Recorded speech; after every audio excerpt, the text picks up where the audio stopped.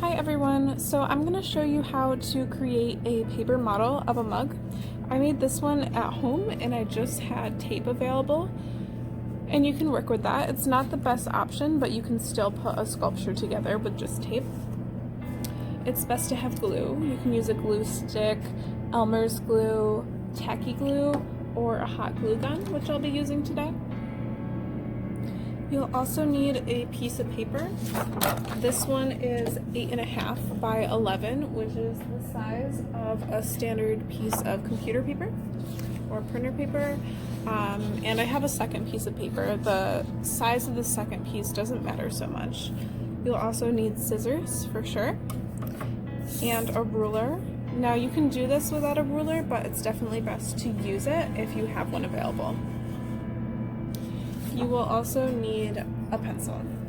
So I'm going to get started by taking the long edge of my paper and marking with my ruler every 1.5 inches. So I'm going to need 8 marks, which will create 9 different sections. If you don't have a ruler, guesstimate and try to get your 8 marks equally distanced apart by erasing and redrawing your lines. So you actually want your lines to be 1.25 inches apart. So I'm just going to mark them off on the side here, just with a little line so that I know where I'm at. And I'm going to do that all the way down with 1.25 inches.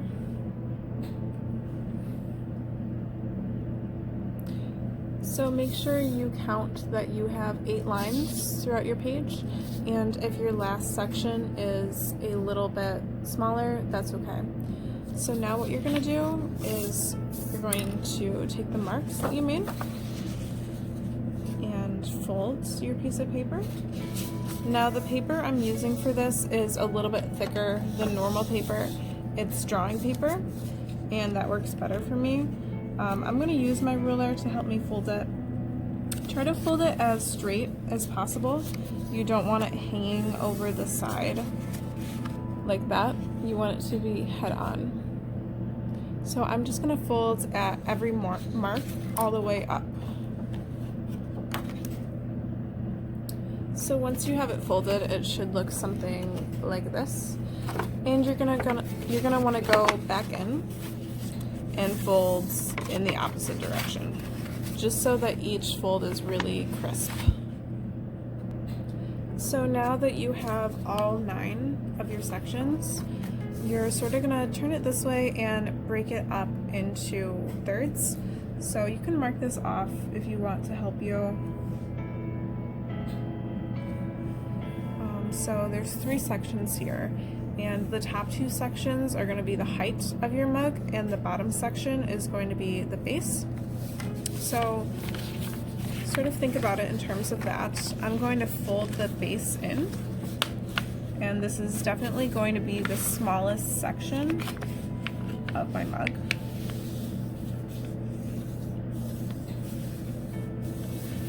Okay, and now that that's folded, I'm going to take the smallest little tab and cut it off completely, just at where I folded.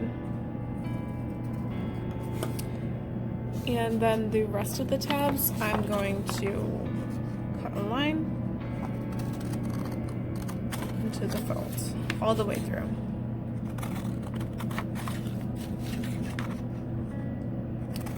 But remember, I'm stopping right here. I don't want to go above this point.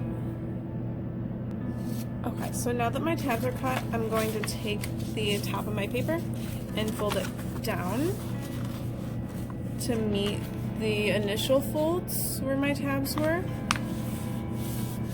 Okay, and then this is going to become the walls of my mugs. And then keep in mind, you want the inside of your mug to be where this overlaps here. You don't want this to be the outside. That way it stays together better.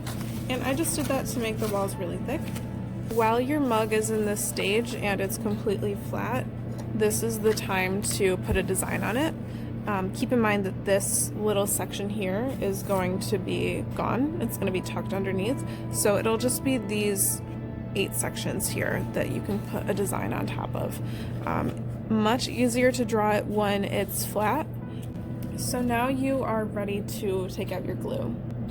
You might want to go over and reinforce your folds even more so that they bend with you and they don't really get stuck. So the way that we're going to assemble this is by taking the first tab here and putting it on top, and then every other tab goes underneath. So they're sort of lining up in a row, and it's going to end up in a circle eventually.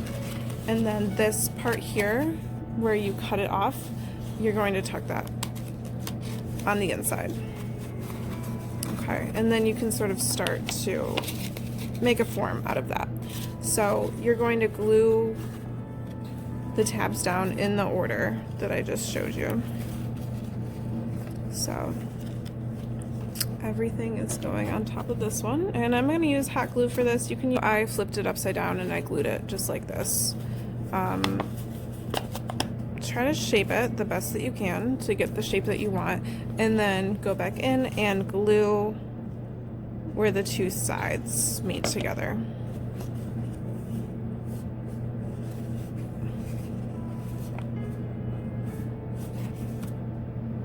Okay, and that is the main shape of your mug where you want it to be, and next you can add the handle.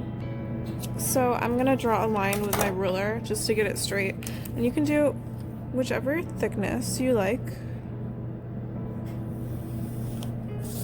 And then I'm gonna cut this off.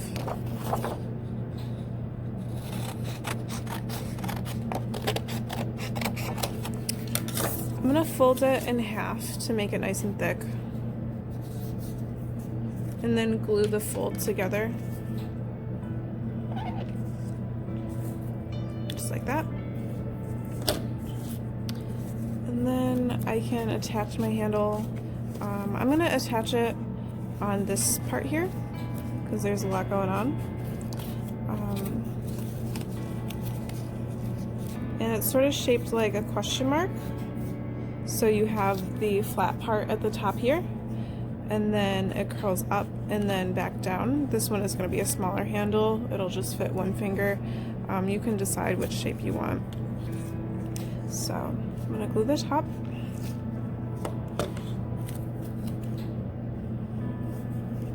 And then glue on the bottom. You can sort of fold it to help you out.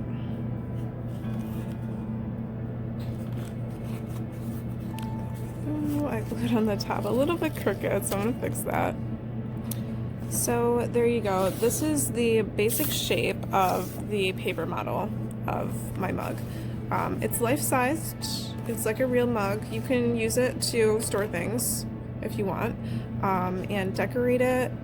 You can add some quilling to the outside of it, which I posted materials about. You should have a drawing on it already, and you can sculpt some things on the side, whichever you like. Make sure to add some detail to it, but this is how you would build the basic form of the mug.